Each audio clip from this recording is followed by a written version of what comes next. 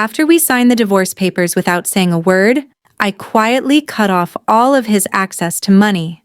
His debit cards, credit cards, everything was blocked. That same night, while he was celebrating an extravagant wedding worth hundreds of thousands of dollars with the woman he cheated with, the music suddenly stopped. The entire ballroom went silent. That was the moment I walked in, standing beside a man no one expected. One sentence from him was enough to bring everything crashing down. Earlier that day, the atmosphere inside an Atlanta family court mediation room felt cold and heavy. The air conditioning hummed loudly, but the tension in the room was even louder. On one side of the long wooden table sat my husband, dressed in an expensive custom suit. He leaned back comfortably, wearing a smug smile he didn't try to hide. He looked at me with clear disrespect, certain he had already won. Across from him, I sat quietly. My hands rested neatly on my knees, my simple but elegant dress perfectly pressed. My face showed no emotion, no anger, no sadness, just calm. No one in that room could tell what I was thinking. His lawyer pushed a thick pile of documents across the table. The sound echoed sharply in the silence. Then my husband spoke. He raised his voice on purpose, making sure everyone heard him. He said divorcing him was the biggest mistake of my life. He claimed I wouldn't last a month in Atlanta without him. He called me nothing more than a housewife who survived only because of his success as a CEO. According to him, I had no skills except spending his money. The insults kept coming, filled with arrogance and pride. I didn't interrupt him. I let him say everything. Inside, I couldn't believe how power and wealth had changed the man I once loved. I remembered the respectful way he had once asked my parents for permission to marry me, parents who had doubts about him from the start.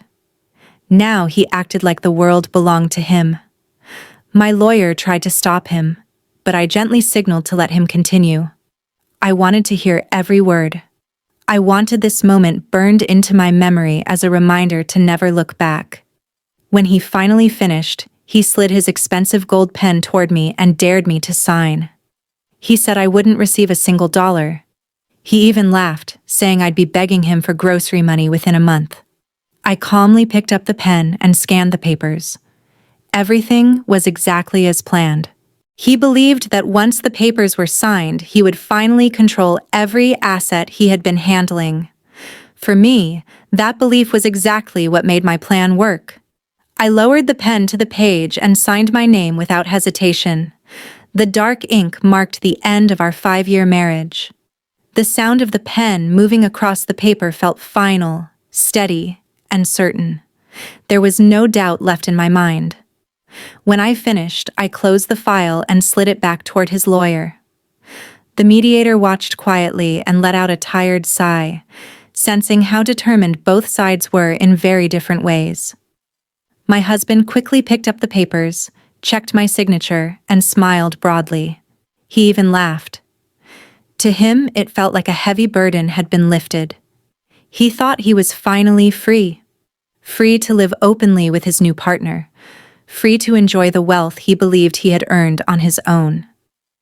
I stood up, straightened my clothes, and glanced at him one last time. He was already shaking hands with his lawyer, celebrating what he thought was a great win. I didn't say a word. I simply turned and walked out. My steps felt light, as if years of pressure had just disappeared. Behind me, he called out sarcastically, reminding me not to get lost and saying he wouldn't be giving me a ride. I didn't look back. I passed through the busy courthouse halls and reached the main lobby, where a car was waiting. Outside, the Georgia sun shone brightly, a sharp contrast to the cold room I had just left behind. I settled into the back seat of a black sedan and took a deep breath. My driver, a man who had served my family faithfully for decades, asked gently if everything had gone smoothly. I nodded and gave a small smile. Then I opened my briefcase and took out my tablet. The screen lit up with the logo of a well-known private bank, the same bank that held both my family's assets and the company funds.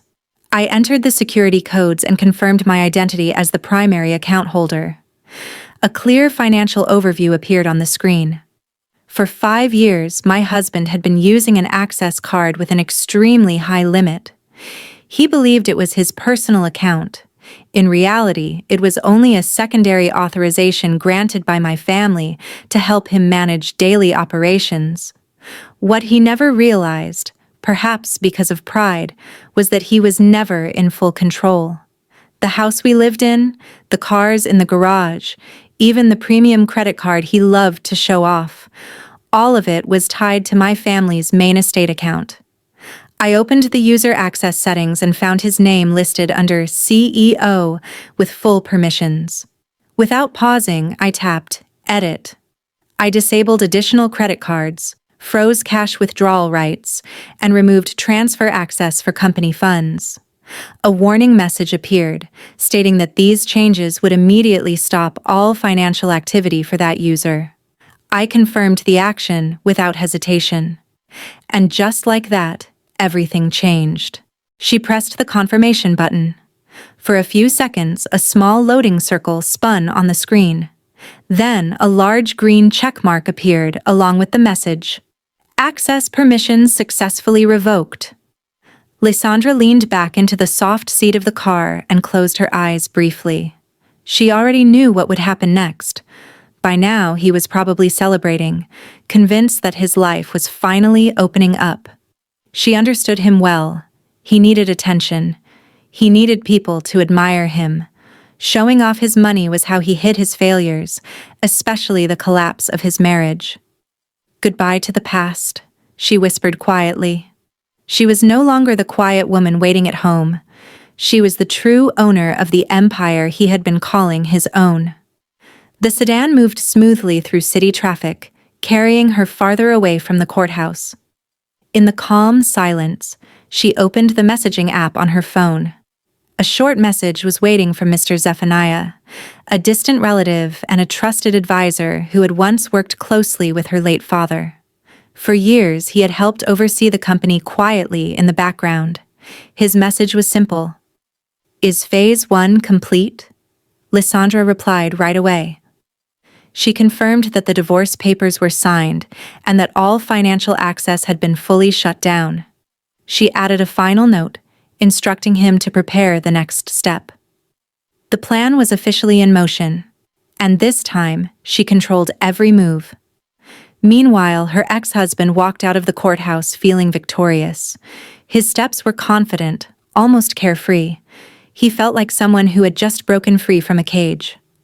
Without hesitation, he pulled out his phone and called the number he had been dialing most often. The name Vesper appeared on the screen. As soon as she answered, her sweet voice filled his ear. Proudly, he told her the divorce was final. He bragged that Lysandra hadn't asked for anything. In his mind, that meant the company, the money, and all the assets were completely his. Vesper laughed excitedly and praised him for how cleverly he had handled everything. Neither of them realized the truth. Eager to celebrate, he suggested they meet right away. They talked about planning their wedding as soon as possible. They wanted the world, and especially Lysandra's family, to see that he could be successful and happy without her. He picked Vesper up in his luxury company car. She was waiting, perfectly styled, and clearly ready to enjoy a lavish life.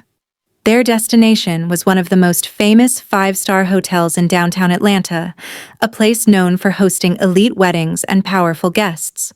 At the hotel, staff welcomed them warmly. With his usual confidence, he asked to meet the banquet manager directly. He announced that he wanted the most expensive wedding package available, and he wanted it booked as soon as possible. A well-dressed professional manager met them in a private office and laid out a catalog of premium wedding options. As Vesper flipped through the pages, her eyes lit up at the images of crystal chandeliers, imported flowers, and grand ballroom designs. She quickly pointed to the royal wedding package, priced at $350,000, and that was only for the venue and basic services. Wanting to impress her, he agreed without a second thought. He even requested upgrades to the menu and premium services, determined to make the event unforgettable. He believed this was the beginning of his perfect new life. He had no idea how close he was to losing everything. The hotel manager smiled as he calculated the final amount. He explained that to lock in the date and start urgent preparations, a 50% deposit was required. Paying the full amount up front, he added, would guarantee top priority. Without a hint of concern, the man reached into his leather wallet and pulled out his black credit card, the one he always used to show his status. He placed it on the marble desk with confidence. The manager accepted the card and slid it into the payment terminal. At first, he smiled at Vesper, already imagining how impressive their celebration would be. But that smile slowly faded.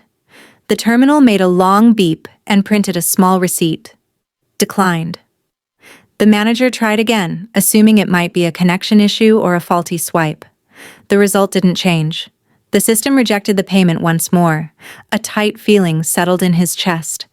He laughed awkwardly and joked that the card must have been used too often, or that the chip needed cleaning. Then he pulled out another card, this one platinum from a different bank, and handed it over, trying to stay calm. The manager ran the card. The wait felt endless. Then again, declined. His face flushed with embarrassment. Vesper looked at him, confused and uneasy. Her excitement was gone. Quickly, he blamed a possible banking outage or system maintenance. To avoid further embarrassment, he reached into his briefcase and pulled out the company checkbook he always carried. Using company funds for personal reasons wasn't ideal, but as CEO, he believed he could straighten it out later. With a slightly shaky hand, he wrote a check for $350,000 and signed it. Handing it over confidently, he said there was no way a corporate check like that wouldn't clear. The hotel manager examined the check carefully, then nodded. He explained that he would send it to the finance department immediately, but given their VIP status, the venue would be considered reserved for now. He finally relaxed. The crisis seemed over. After leaving the hotel, Vesper insisted on visiting jewelry stores and bridal boutiques. She was unstoppable. She chose an oversized diamond ring and a designer wedding dress without hesitation. But when it came time to pay for the ring, an amount far smaller than the hotel deposit, his personal debit card failed again. The store clerk looked at him with quiet sympathy. Panic set in. He pulled out his phone and opened his banking app, trying to transfer money directly. Instead of his balance, a message appeared. Your account has been temporarily frozen. Please contact your branch. Cold sweat formed along his temples. He quickly made an excuse, telling Vesper that his phone might have been hacked or infected with a virus, triggering a security lock on the app. She didn't look convinced. Her irritation was obvious. Still, he reassured her with promises. He said everything would be fixed by morning, and that she could buy whatever she wanted once the bank issues were cleared. For now, though, his perfect day was slipping out of control, and he still had no idea why. If you want, I can. In the end, he had no choice but to take Vesper home with empty hands, except for the promise of the grand wedding they believed they had secured. On the drive back, he called his mother, hoping she could lend him some cash to get through the situation. The moment she answered, his hopes collapsed. Her voice was sharp and angry. She had already heard about the divorce from other family members. She scolded him for leaving Lysandra, a woman she had always respected and considered a perfect daughter-in-law from a well-established family. She refused to give him any money and told him to deal with his problems on his own, like a grown man. Furious, he tossed his phone onto the seat beside him. It felt like everything was going wrong at once. What he didn't realize was that this wasn't bad luck or fate. It was the quiet execution of Lysandra's plan. Back at the hotel, after Thea and Vesper had left, the manager made a discreet phone call. He spoke respectfully to the person on the other end, Lysandra's personal assistant. He reported that Thayer had paid for the wedding using a company check. The assistant gave clear instructions. The hotel was to continue preparing for the event. The check should be accepted, but not deposited until the day of the wedding. The goal was simple: give Thayer a sense of comfort while allowing him to fall deeper into financial trouble. The manager agreed. The celebration would go on, but not as a symbol of love. It would become the stage for the collapse of Thayer's pride. The next morning, Thayer woke up with a heavy feeling in his stomach. Sunlight filtered through the curtains of the luxury apartment he had rented the previous month to live with Vesper. His head felt heavy, not from lack of sleep, but from worry. He sat on the edge of the bed and rubbed his face, trying to convince himself that the card failures from the day before were just a temporary banking issue. After all, he was the CEO of a major company. Banks didn't freeze accounts without reason, or so he believed. He grabbed his phone, expecting a message from the bank explaining the problem.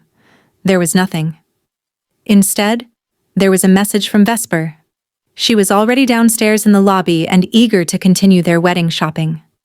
He rushed through a shower, put on his best shirt, and fastened his expensive watch, hoping it would restore some confidence.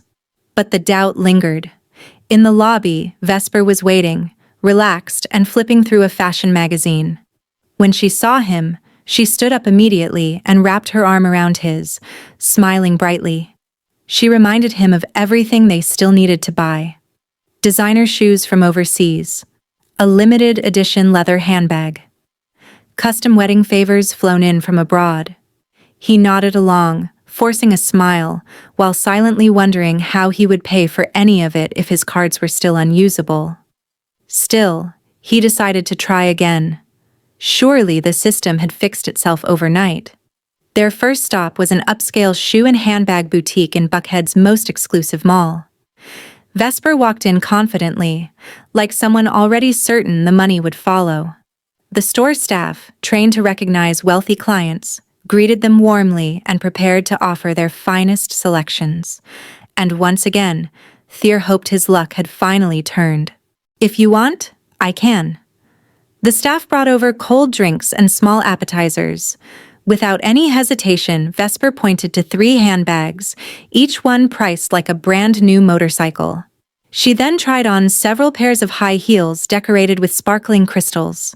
He could only sit on the waiting sofa, his heart pounding every time she said, "I'll take this." In less than an hour, Vesper had chosen items worth hundreds of thousands of dollars. When she motioned for the clerk to take everything to the counter, a chill ran down his spine.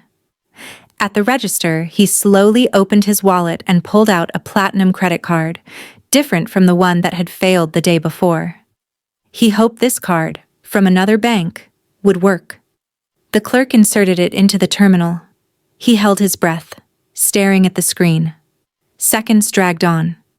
Then came a short, sharp beep. The clerk looked at him politely, but there was doubt in his eyes. He explained that the payment had been declined due to a security issue. He forced a laugh and quickly spoke up, making sure Vesper and nearby customers could hear. He claimed that banks often block large purchases for high-profile clients when unusual activity is detected. Vesper's mood changed instantly. She looked at him with irritation, clearly questioning what kind of future this was if they couldn't even shop freely. Not wanting to embarrass himself further, he asked for the store's bank details and promised that his company's finance department would send a direct transfer later that day. The clerk hesitated. Their policy required immediate payment for items taken out of the store. That's when he pulled out his business card, clearly showing his title as CEO. He assured the manager that the payment would be completed before the afternoon. Unwilling to risk upsetting a client they believed was important, the manager finally agreed, on the condition that proof of transfer be sent within 3 hours. As they left the boutique, he felt brief relief. But the pressure on his shoulders grew heavier. He now had a large payment hanging over him that needed to be settled immediately. Vesper, however, wasn't finished. She dragged him toward a nearby luxury car dealership. She insisted on a brand new sports sedan as a wedding gift. She wanted to arrive at social events in a new car and make an impression. His pride wouldn't allow him to say no. He told himself that buying a car was different. Financing usually involved banks and leasing companies, not a simple card payment.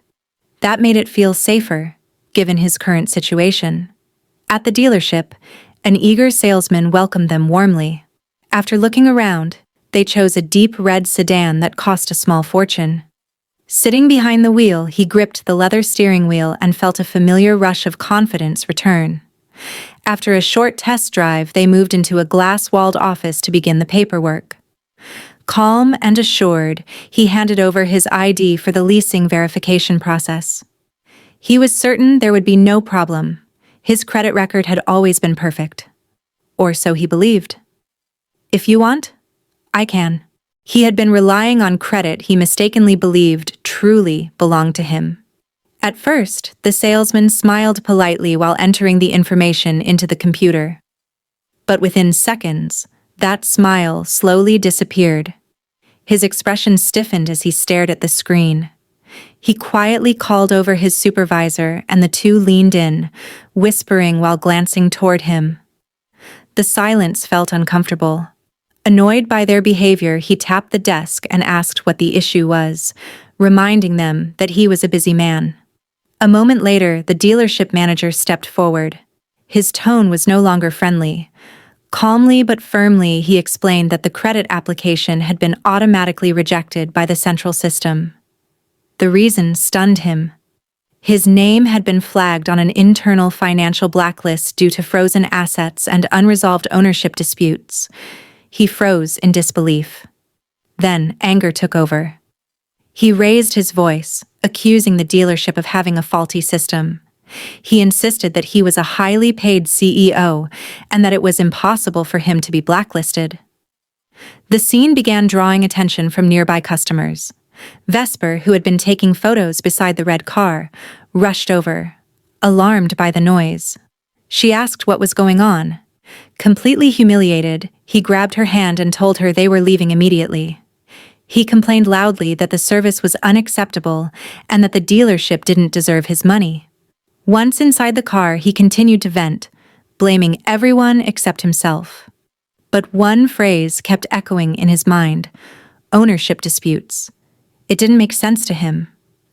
Panicking, he called his secretary and then the company's finance manager.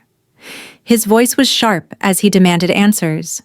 He asked why all his financial access had been blocked and what this asset freeze meant.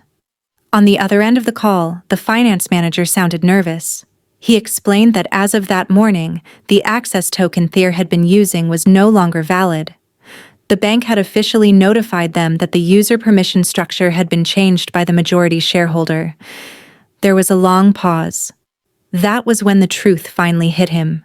He had never been the majority owner. That control had always belonged to Lysandra's family.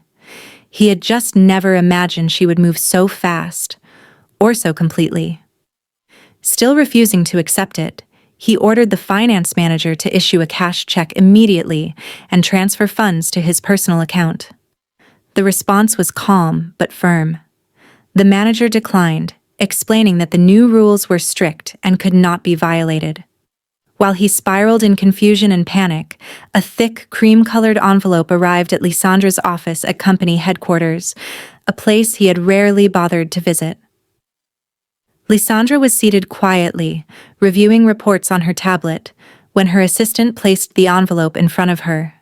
It was a wedding invitation addressed to Thayer and Vesper. The design was extravagant, printed on imported paper with gold lettering, exactly the kind of excess Vesper loved. Lysandra opened it slowly. There was no sadness on her face. Instead, a small, knowing smile appeared. The wedding was scheduled for 2 days later.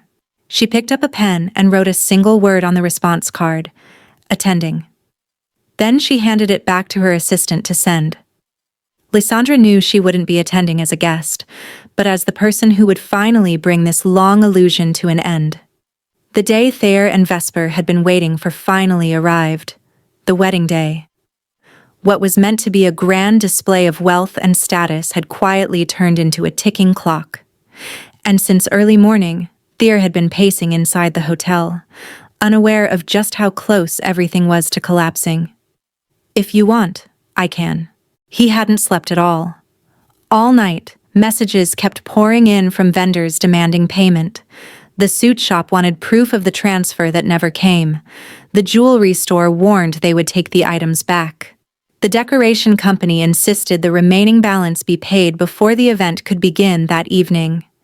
He felt like he was sinking. The harder he struggled, the worse it became. Still, he kept lying.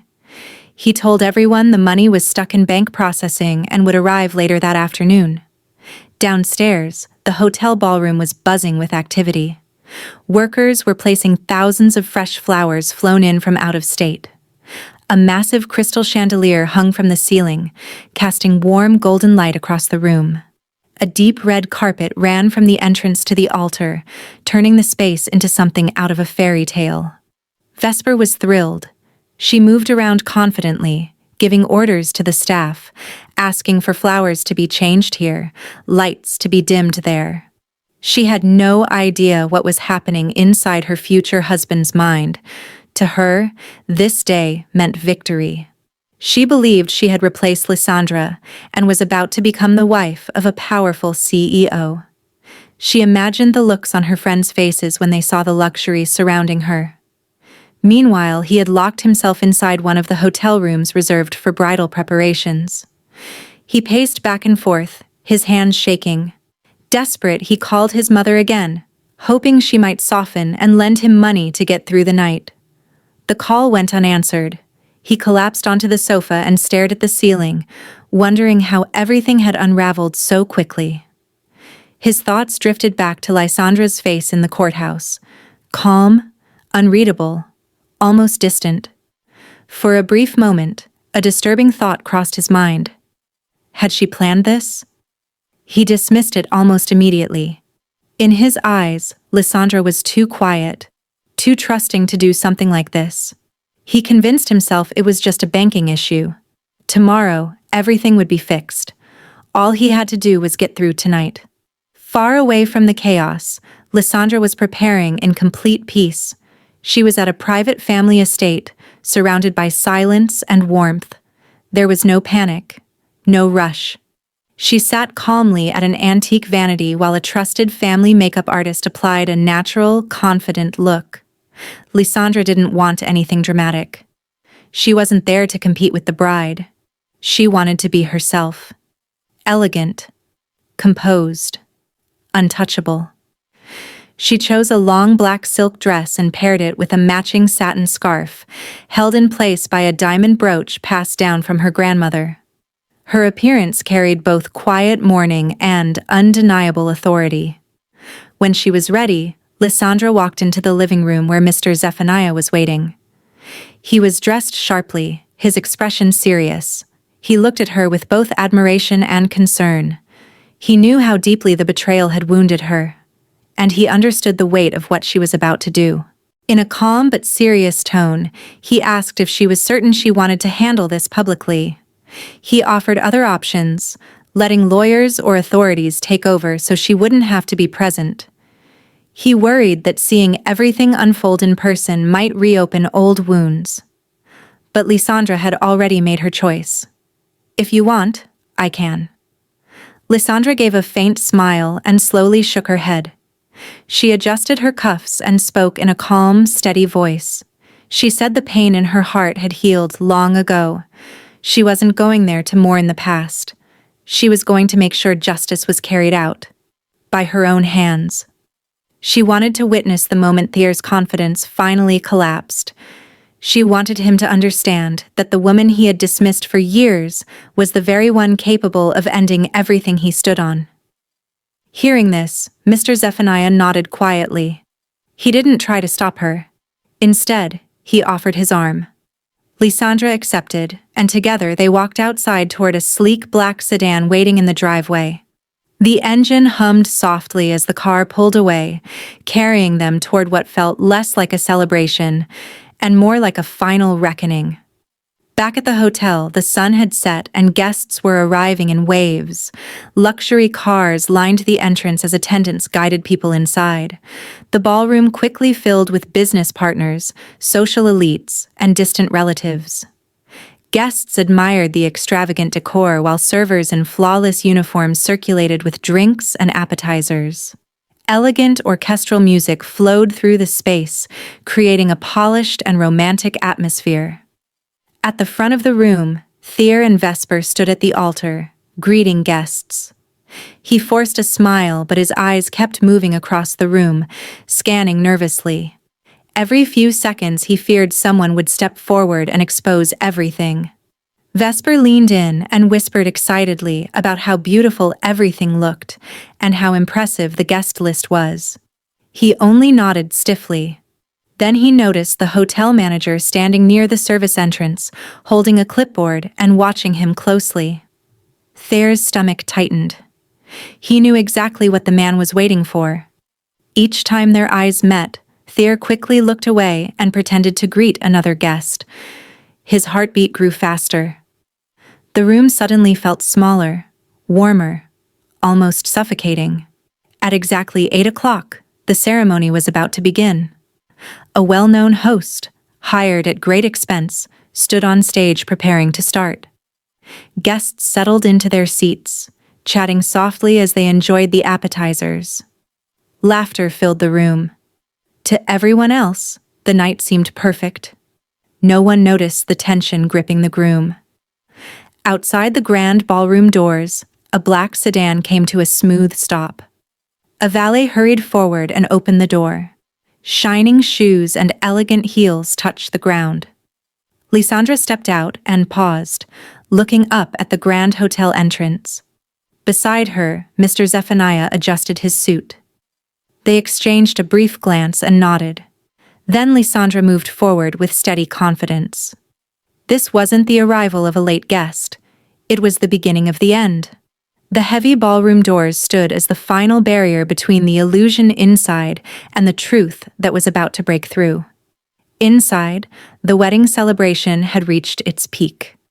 The soft clinking of silverware against fine porcelain blended with lively conversation. Hundreds of guests from the city's upper circles enjoyed the lavish buffet arranged along the walls. The scent of roasted dishes, rich desserts, and fresh flowers filled the air. At the center of the room stood a towering 7-tier wedding cake, decorated with delicate handcrafted details, a symbol of excess and pride. And just beyond the doors, the one person who could shatter it all had arrived. "If you want, I can." Thyr lifted his glass, calling out to the guests. "Everyone, raise your glasses. A toast to a bright future with Vesper, and to the business empire we will build together, to freedom, to success without limits." The room erupted in cheers, glasses clinked. For a moment Thyr felt unstoppable. The rejected credit cards, the frozen accounts, they were gone from his mind. He was on top of the world. Then, just as the applause died down and he prepared to step forward and cut the cake, something strange happened. The spotlight on him flickered. Then it began to dim, slowly at first. He smiled, thinking it was a dramatic effect arranged by the wedding planner. But this was different. Not just the stage lights, the massive crystal chandelier above the ballroom also dimmed, until the grand room was cast in shadow. The bright, celebratory space turned cold and gloomy. The orchestral music stopped abruptly. Not by the conductor, but because the musicians' lights had gone out completely. They couldn't see their sheets. Guests began whispering, confusion spreading like wildfire. A low murmur grew, uneasy and restless. They signaled the light technician, but he was frozen at his panel, panicked and fumbling. Nearby, the hotel manager spoke quietly into a walkie-talkie. He looked calm, too calm, as if he had been expecting this all along. Then his gaze shifted directly to the stage, locking onto Thyr. It wasn't a look of respect. It was the cold, unwavering stare of someone ready to deliver judgment. A chill ran down Thier's spine. He tried to speak into the microphone. "Ladies and gentlemen, please remain calm. It's just a minor technical issue. The emergency generator..." The microphone was dead. Every speaker in the room was silent. The laughter and chatter of the guests faded. All that remained was a tense, expectant hush. Vesper tugged sharply at his arm. "Babe, what's happening? You said this hotel was perfect. How can the lights and sound just fail? Don't embarrass me." He didn't answer. He tapped the microphone uselessly, panic rising in his chest. Then attention shifted. Not to the stage, but to the back of the ballroom, the massive carved teak doors opposite the altar. Slowly, almost impossibly, the doors began to open on their own, creaking on their heavy hinges. The sound echoed through the silent room, demanding every eye. A cold draft swept in from the corridor, sharper than darkness alone. And there, framed in the bright light behind them, stood two figures, silhouetted, unmoving, impossible to ignore. Every guest turned. Every conversation stopped. Every heartbeat quickened. The moment had arrived. Thier lifted his glass, calling out to the guests. "Everyone, raise your glasses. A toast to a bright future with Vesper, and to the business empire we will build together, to freedom, to success without limits." The room erupted in cheers. Glasses clinked. For a moment, Thier felt unstoppable. The rejected credit cards, the frozen accounts, they were gone from his mind. He was on top of the world. Then, just as the applause died down and he prepared to step forward and cut the cake, something strange happened. The spotlight on him flickered. Then it began to dim, slowly at first. He smiled, thinking it was a dramatic effect arranged by the wedding planner. But this was different. Not just the stage lights, the massive crystal chandelier above the ballroom also dimmed, until the grand room was cast in shadow. The bright, celebratory space turned cold and gloomy. The orchestral music stopped abruptly. Not by the conductor, but because the musicians' lights had gone out completely. They couldn't see their sheets. Guests began whispering, confusion spreading like wildfire. A low murmur grew, uneasy and restless. They signaled the light technician, but he was frozen at his panel, panicked and fumbling. Nearby, the hotel manager spoke quietly into a walkie-talkie. He looked calm, too calm, as if he had been expecting this all along.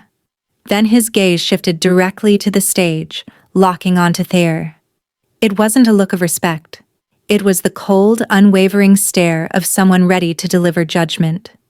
A chill ran down Thayer's spine. He tried to speak into the microphone. "Ladies and gentlemen, please remain calm. It's just a minor technical issue. The emergency generator..." The microphone was dead. Every speaker in the room was silent. The laughter and chatter of the guests faded. All that remained was a tense, expectant hush. Vesper tugged sharply at his arm. "Babe, what's happening? You said this hotel was perfect. How can the lights and sound just fail? Don't embarrass me." He didn't answer. He tapped the microphone uselessly, panic rising in his chest. Then attention shifted. Not to the stage, but to the back of the ballroom, the massive carved teak doors opposite the altar. Slowly, almost impossibly, the doors began to open on their own, creaking on their heavy hinges. The sound echoed through the silent room, demanding every eye. A cold draft swept in from the corridor, sharper than darkness alone. And there, framed in the bright light behind them, stood two figures, silhouetted, unmoving, impossible to ignore. Every guest turned. Every conversation stopped. Every heartbeat quickened. The moment had arrived. The ballroom held its breath. The two figures in the corridor were framed by the bright light behind them, their silhouettes sharp and commanding. They moved forward slowly, every step deliberate. Clack, clack, clack. The sharp rhythm of Lysandra's heels striking the marble mingled with the heavy, steady steps of the man beside her, creating a tense cadence that broke the stunned silence. The woman was Lysandra. Gone was the understated appearance of the quiet wife he had known. She wore a long, dark velvet dress that absorbed the light, giving her a commanding, almost regal presence. A perfectly arranged scarf framed her calm, piercing face. She wore no flashy jewelry, just an antique brooch on her chest, but her presence alone outshone every gilded decoration in the room. Beside her walked Mr. Zephaniah, a middle-aged man radiating authority and gravitas. His tailored European-cut suit fit perfectly, and his slicked-back hair emphasized his sharp, experienced features. As they moved through the crowd, guests instinctively stepped aside, creating a clear path. Whispers spread like wildfire. "Isn't that Mr. Zephaniah from Sterling Group?" one man murmured to his wife. "What's a mogul like him doing at Thier's party?" another asked. "And who is that woman?" A few guests froze, recognition dawning. "That's Thier's ex-wife," someone whispered. Shock rippled through the room. Lysandra and Zephaniah ignored the murmurs, their eyes locked on the altar, calm, unshakable, unflinching. When the emergency lights finally illuminated Lysandra's face, Thier felt his heart stop. He couldn't believe what he was seeing.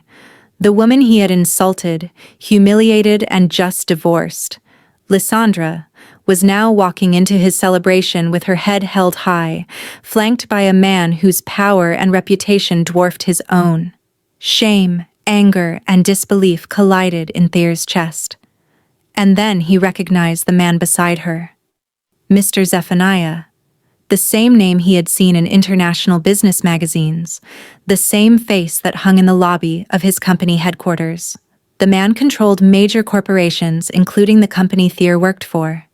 He had never met him in person. His own rank was too low. Vesper, clueless about Mr. Zephaniah's stature but furious at the disruption, lunged for a microphone only to find it dead. She screamed sharply, her voice cutting across the room. "Who let this common woman in? This is a private event. Security! Where is security? Get them out of here!" Her outburst sounded harsh and unrefined. Guests frowned, some clearly disgusted by the bride's behavior. Vesper's panic only made her more irrational. She pointed angrily toward Lysandra, demanding immediate removal, unaware that the situation had already completely slipped from her control. Vesper's finger jabbed at Lysandra, but the security guards in black didn't move to stop her. Instead, they shifted to form a protective corridor around Lysandra and Mr. Zephaniah, guiding them straight toward the stage as if escorting true VIPs. Vesper froze, disbelief flashing across her face. "Are you deaf? I told you to remove them. I'm the one paying you," she shrieked, her voice rising toward hysteria. The head of security turned to her once, expressionless, then looked forward again, ignoring her completely. Lysandra didn't flinch. She didn't respond, didn't pause, didn't even blink. Her focus was absolute, her calm unshakable.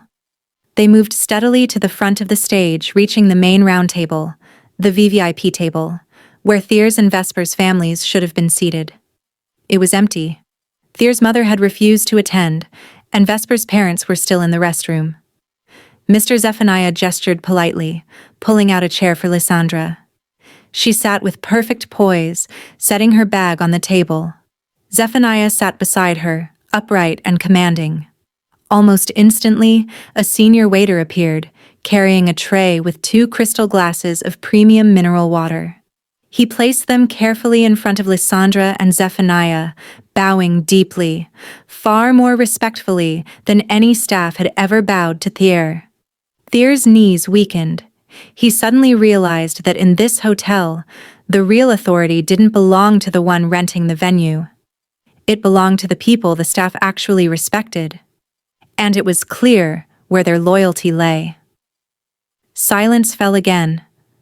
No music, no clinking glasses, nothing. Every guest leaned forward, waiting. Lysandra lifted her glass, sipped the water calmly, then turned her gaze toward Thea on the stage.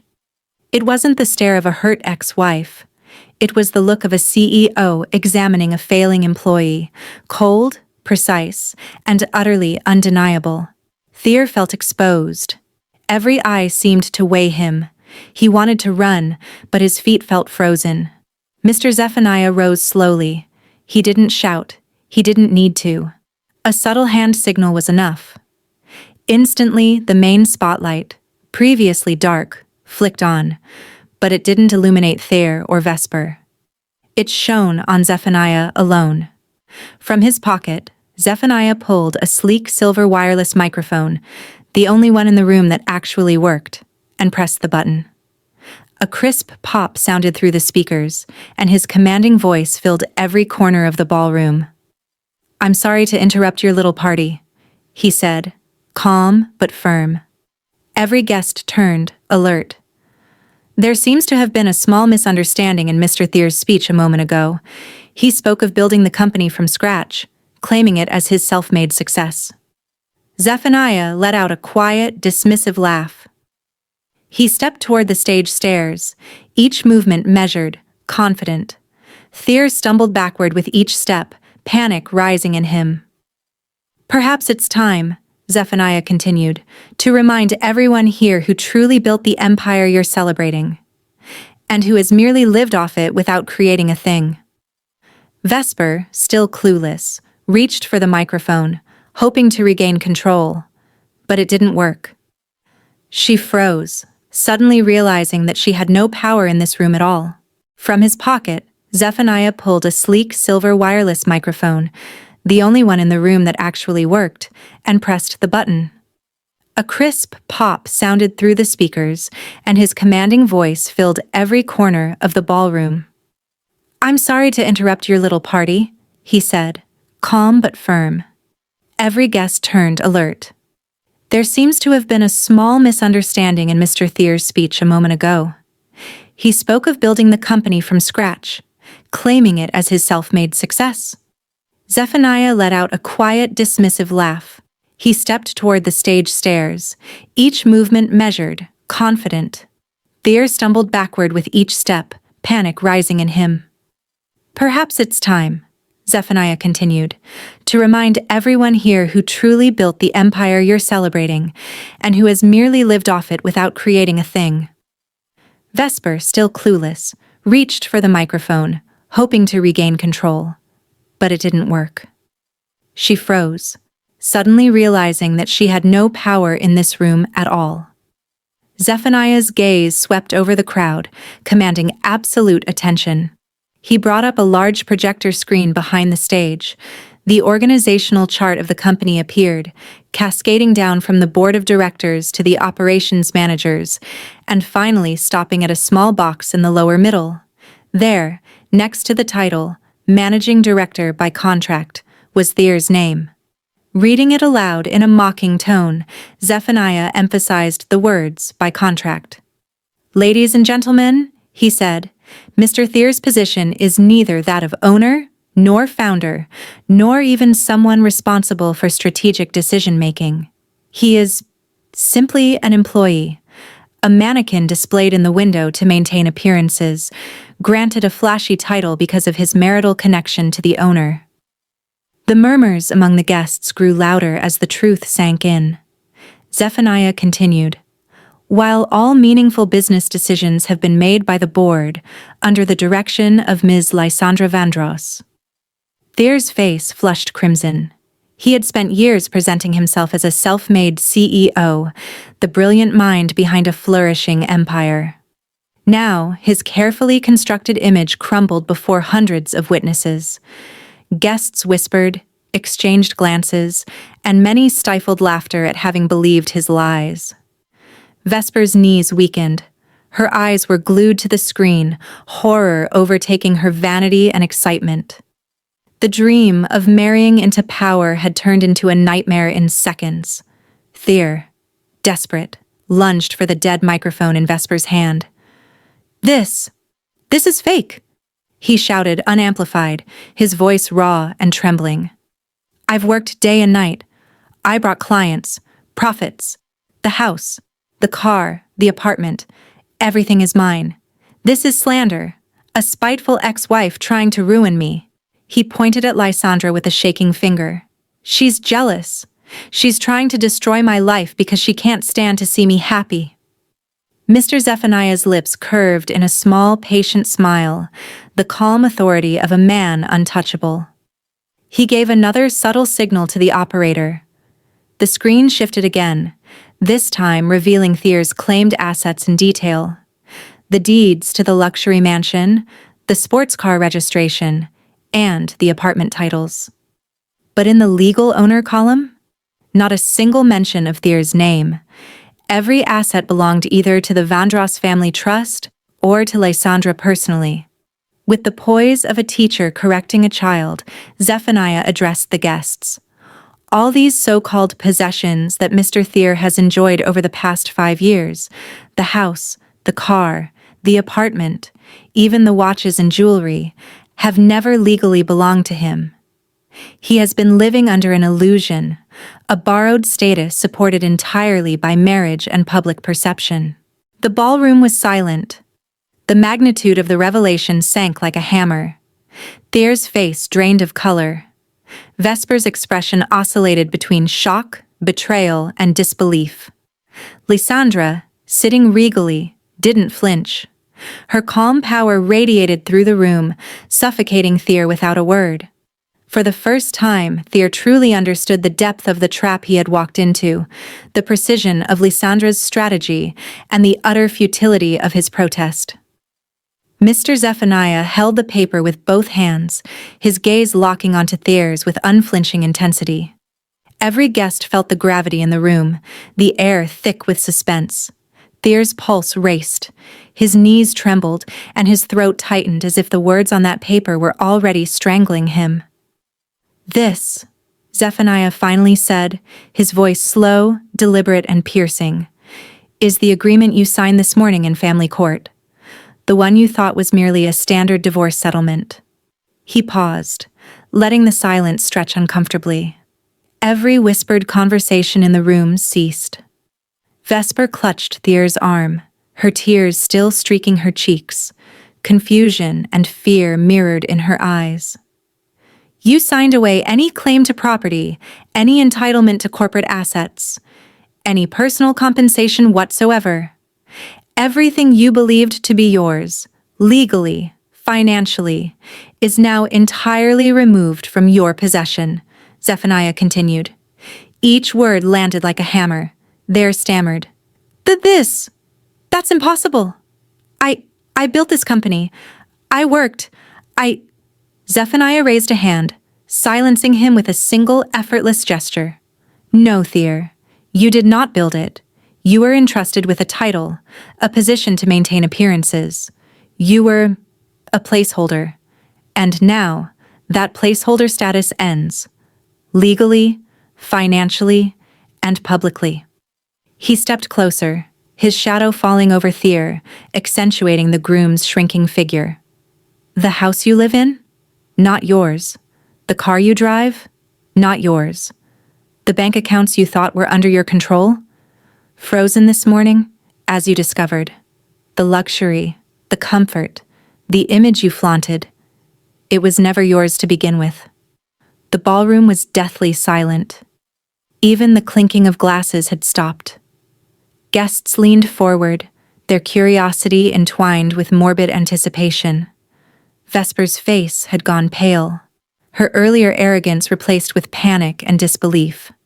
She looked at Thier, then at the documents in Zephaniah's hands, finally comprehending the depth of the deception and the lie her fiancé had lived. Zephaniah opened the folder fully, revealing the entirety of the signed legal documents, projected subtly on the screen behind him. He highlighted the clauses with a slow motion of his finger. Every guest could now read, "No claims, no ownership, by contract only, assets under Vandross family trust." This, Zephaniah said softly, deliberately letting his tone sink into a near whisper, yet amplified through the microphone, is the true extent of your ownership, or lack thereof. Everything else was illusion, carefully maintained for appearances, until today. Thier's hands shook violently, his voice cracked as he tried to form words. I can fix this, You cannot, Zephaniah interrupted, calm, icy, and final. You have exhausted every legal, financial, and social advantage. Your position is finished. The truth has been restored, and tonight, it is not you who stands at the top. The truth, and authority, belongs to those who built it. Lysandra, still seated with perfect poise, finally allowed a hint of satisfaction to touch her expression. She did not mock. She did not gloat. She simply watched as the man who had belittled her for years finally faced the full measure of reality. There's ego, his carefully curated image, his illusions of grandeur, all collapsed in a heartbeat, in front of hundreds of witnesses. The room, once a celebration of luxury and status, now felt like a courtroom, a stage for judgment. Vesper collapsed into a chair beside him, sobbing uncontrollably. Thier's hands reached for her, but no words could comfort her, or himself. He was exposed, powerless, and utterly alone. Mr. Zephaniah folded the folder calmly, his voice echoing one final time across the silent ballroom. Let this be a lesson, not of shame, but of reality. Titles, appearances, and falsehoods can entertain, but only truth commands respect. Tonight, the masquerade ends. The spotlight shifted fully onto Lysandra and Zephaniah. The crowd erupted into a murmur of astonishment, some in admiration, some in gossiping delight. Thier and Vesper were left in the glaring light of exposure, humiliated and utterly undone. He imagined. The golden chandeliers no longer reflected opulence. They cast cold shadows over a scene of absolute ruin. Guests whispered furiously among themselves, some in shock, others gloating quietly at the spectacle. Vesper, still in tears, was escorted back to a private lounge by the hotel staff, her engagement ring left abandoned on the stage as a symbol of shattered illusions. There, handcuffed and humiliated, was guided down the steps of the stage.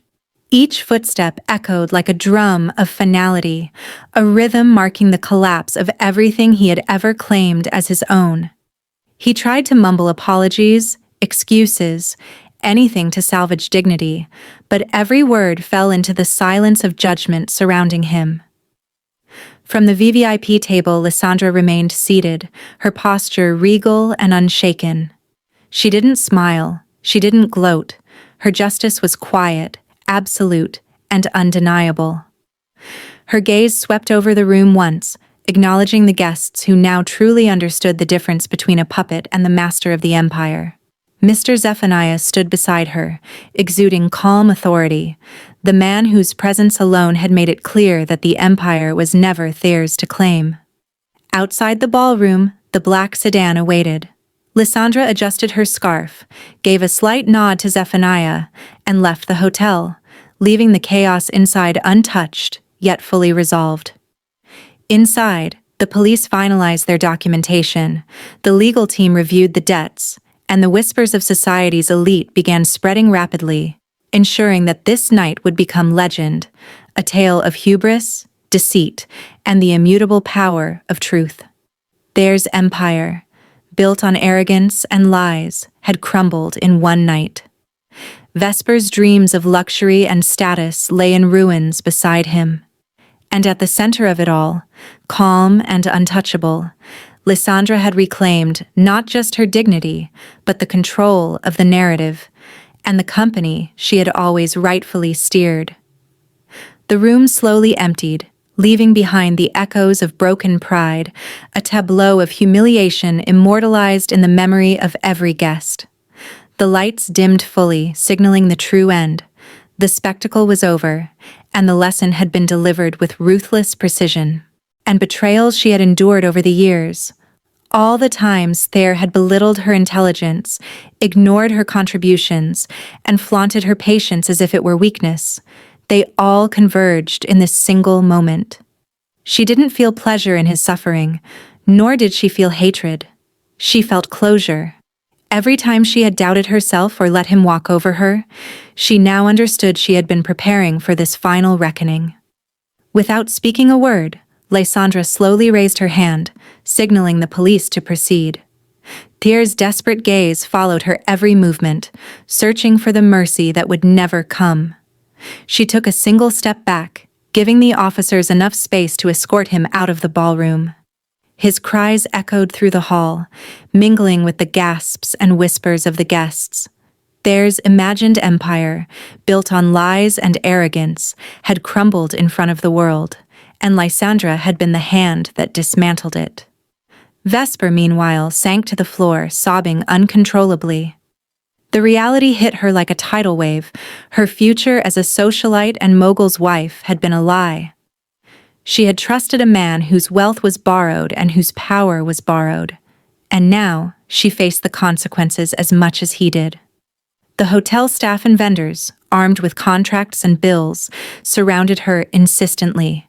She was powerless, a victim of her own complicity in Thayer's charade. Lysandra stood at the center of the room, calm and untouchable, while Mr. Zephaniah adjusted his cufflinks, surveying the chaos with quiet satisfaction. The guests, recording the entire spectacle on their phones, could not help but notice the contrast. Lysandra, poised, collected, and commanding. Thayer and Vesper, frantic, humiliated, and powerless. It was a lesson in dignity, in the weight of truth, and the consequences of arrogance. With a final glance at the chaos below, Lysandra turned toward the exit, her black velvet dress sweeping behind her like a shadow of authority. She had reclaimed what was rightfully hers, not just the company, not just the assets, but her own peace. The ballroom, once a stage for false grandeur, was now a monument to justice served quietly but decisively. Thayer's screams faded into the night as the officers led him away. Vesper's sobs became muffled under the demands of creditors, and the guests, once charmed by wealth and status, would forever remember the night when the illusion was shattered, and true power, calm and unassailable, walked silently past them, and straightened her posture, the faint smile lingering like a shadow of finality. She didn't gloat, didn't mock. Her calm presence alone was punishment enough. The chaos around her, the sobbing Vesper, the stunned guests, the lingering whispers of shock, was a testament to the consequences of greed, arrogance, and lies. Vesper sank to her knees, staring at the empty envelope in disbelief. Her dreams of luxury, admiration, and power had evaporated in an instant. The hotel staff, vendors, and onlookers watched silently, the hum of whispered gossip filling the gaps between her cries. No one dared intervene. The lesson was already written in the room. Actions have consequences. Lysandra turned slowly toward the center of the ballroom. Mr. Zephaniah followed, his presence a quiet reinforcement of authority. Together, they walked toward the exit, leaving the chaos behind like a painting that could not be erased, yet was no longer their burden to manage. Guests cautiously resumed conversation, phones lowered, and the harsh reality of the evening settled in. Outside, the cold night air greeted Lysandra. She inhaled deeply, letting the relief of freedom and justice fill her chest. For the first time in years, she felt unshackled, not by law alone, but by her own steadfast resolve. Behind her, the hotel remained a scene of ruination for Thayer and Vesper, a monument to the consequences of deception and entitlement. She glanced at Mr. Zephaniah, who gave a subtle nod. "Let's go home," he said, his tone devoid of triumph but full of respect. Lysandra stepped into the car, her black velvet dress catching the light like a symbol of the authority she had quietly reclaimed. The vehicle pulled away, leaving behind the stunned guests, the ruined wedding, and the men and women who had built their illusions on sand. That night, Lysandra didn't need to celebrate. She had already won everything that truly mattered: dignity, justice, and peace. And designer clothes were seized by the courts to cover debts and unpaid bills. She moved into a modest apartment in the outskirts of the city, her social media accounts filled with whispers and ridicule from former friends. Every time she tried to step outside, she felt the stares of people who had once envied her. The illusion of high society had shattered completely, leaving only shame and isolation. Meanwhile, Lysandra returned to her life with a sense of serene accomplishment. Her company continued to thrive under her leadership, and the events of the wedding night became a whispered legend in corporate circles. The woman who quietly reclaimed her empire and exposed the pretenders in one decisive move. She no longer needed to fight or explain herself. The truth had spoken through her actions. In the quiet of her penthouse office, Lysandra poured herself a glass of water, savoring the calm after the storm. The city skyline glittered beyond the windows, a reminder that the empire she had built with patience, intelligence, and resilience remained firmly in her hands. She allowed herself a small, private smile. Justice had been served, not with revenge, but with precision, patience, and undeniable truth. Life moved on, but the memory of that night lingered in the minds of many. A dramatic lesson in arrogance, greed, and the power of someone who refused to be underestimated, or in flaunting wealth. True happiness was in creating something that mattered, touching lives, and building a legacy of real value. She felt a warmth in her chest that no luxury could ever give her. The laughter of the children, their carefree running across the lawn, was worth more than any gala or business deal. Lysandra slid into her sedan, the leather cool beneath her hands, and the engine hummed softly. She looked out at the horizon, the city skyline distant and irrelevant, and felt free. Free from lies, free from manipulation, and free from the burden of pretending. The world could continue its chaos, but she had reclaimed her peace, her dignity, and her purpose. As the car drove away, she allowed herself a small, serene smile. Behind her lay the ruins of arrogance, greed, and betrayal. Ahead, a life built on integrity, compassion, and true achievement awaited. And for the first time in a long while, Lysandra felt truly, unshakably victorious. Wow. That ending is so powerful and satisfying. Lysandra's journey from manipulation, betrayal, and frustration to clarity, empowerment, and purposeful action gives the story a truly inspiring and cathartic conclusion.